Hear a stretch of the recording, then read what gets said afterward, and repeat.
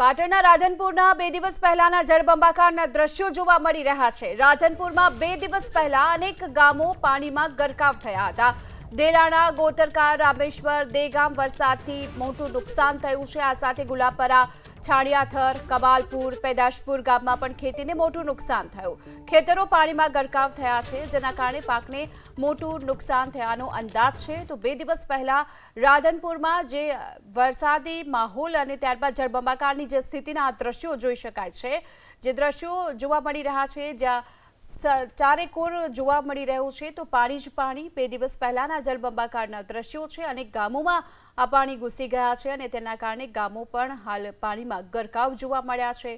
દેલાણા, ગોતરકા, રામેશ્વર, દેગામમાં વરસાદથી મોટું નુકસાન થયું છે। ખાસ કરી ખેતી પાકો છે તેને મોટું નુકસાન જોવા મળી રહ્યું છે। ખેતરો છે પાણી ભરાયેલા છે।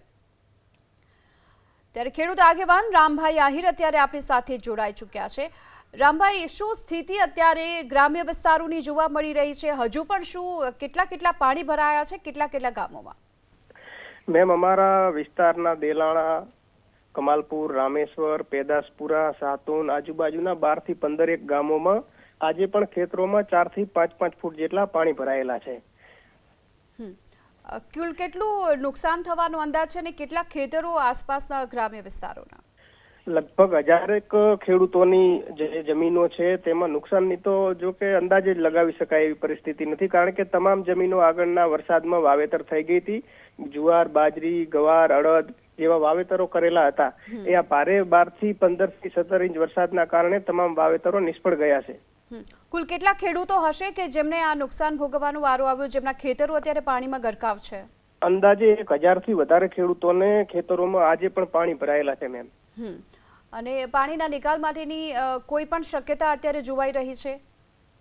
નહીં, પાણીના નિકાલની કોઈ પણ શક્યતા જોવાઈ રહી નથી, કારણ કે એક બાજુ કેનાલ છે, એક બાજુ રોડ અને એક બાજુ નેશનલ હાઈવે હેઠળે છે।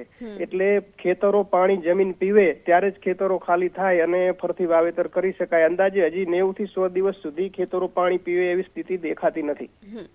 રામભાઈ, જે ગ્રામ્ય વિસ્તારોની અંદરની સ્થિતિ છે તો ત્યાં લોકોને પણ કયા પ્રકારની મુશ્કેલી પડી રહી છે? શું ગામોમાં હજુ પણ પાણી ભરાયેલા છે અંદર?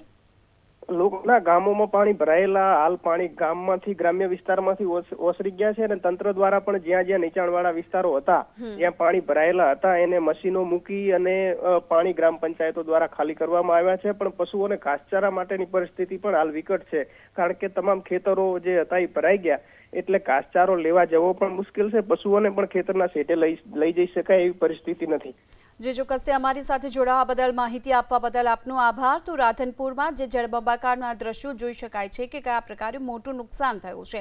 ખેતરો છે જે બેટમાં ફેરવાઈ ચૂક્યા છે, પાકને મોટું નુકસાન થયાનો અંદાજ જોવા મળી રહ્યો છે।